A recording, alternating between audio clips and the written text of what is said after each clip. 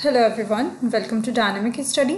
तो आज हम डिस्कस करने वाले हैं पीपल डेवलपमेंट एंड एम्पावरमेंट की यूनिट का topic that is current affairs, और ये आपकी है क्लास 18। तो चलिए स्टार्ट करते हैं आज की क्लास। आज का टॉपिक है हमारा women of India organic festival. तो एक ही ऑर्गेनिक फेस्टिवल करा जाता है, सेलिब्रेट किया जाता है फॉर वुमेन ऑफ इंडिया। इसका नाम जो है वो है women of India organic festival. तो बेसिकली ये जो अभी फेस्टिवल हुआ है ऑन 12th एंड 14th जनवरी 2019, ये आपका 6th women of India organic festival था। ओके, तो ये ऑर्गेनाइज करा है ministry of women and child development में। ये हुआ कहाँ पे था? लेजर वैली सेक्टर 10 चंडीगढ़ में ये प्रेजेंट किया गया था। ये वहाँ पे सेलिब्रेट किया गया है, वहाँ पे ऑर्गेनाइज किया गया है इसको। और जो टाइम पीरियड था ये था 12th to 14th जनवरी। और बेसिकली इसको सेलिब्रेट करने का जो पर्पज़ है वो ये है कि हम इसके थ्रू प्रमोट कर रहे हैं वुमेन फार्मर्स को एंड एंटरप्रेन्योर्स को जो कि ऑर्गेनिक सेक्टर में काम करती हैं और रिमोटेस्ट पार्ट्स ऑफ इंडिया से हैं, मतलब कि दूर दराज के एरिया से हैं इंडिया के, और वो ऑर्गेनिक सेक्टर में काम कर रहे हैं। Basically women farmers and entrepreneurs को प्रमोट करने के लिए फेस्टिवल को मनाया जाता है। इस जो पूरा ये आप कह सकते हो जो ये पूरा इवेंट होता है, यहाँ पे वुमेन फार्मर्स एंड एंटरप्रेन्योर्स को प्रमोट किया जाता है।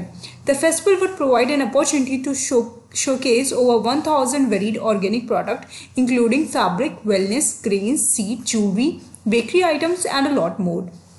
तो बेसिकली इस फेस्टिवल में ऑलमोस्ट 1000 ऑर्गेनिक प्रोडक्ट्स का शोकेस होता है। वहाँ पे उसको शोकास्ट करते हैं और वहाँ पे जो वो आइटम्स होंगे वो आपके फैब्रिक्स भी हो सकते हैं, वेलनेस प्रोडक्ट भी हो सकते हैं, ग्रेन्स होती हैं, सीड्स होते हैं, ज्वेलरीज होती हैं, बेकरी आइटम्स होती हैं और बहुत सारे ऐसे प्रोडक्ट होते हैं। तो हर साल इस फेस्टिवल को किया जाता है सिंस 2015 से। ये प्रोडक्ट हर साल ये जो आपका फेस्टिवल है, ये जो इवेंट है, ये हर साल मनाया जा रहा है। और पहली बार ये चंडीगढ़ में शेड्यूल हुआ था, पहली बार ये चंडीगढ़ में हेल्ड हुआ था।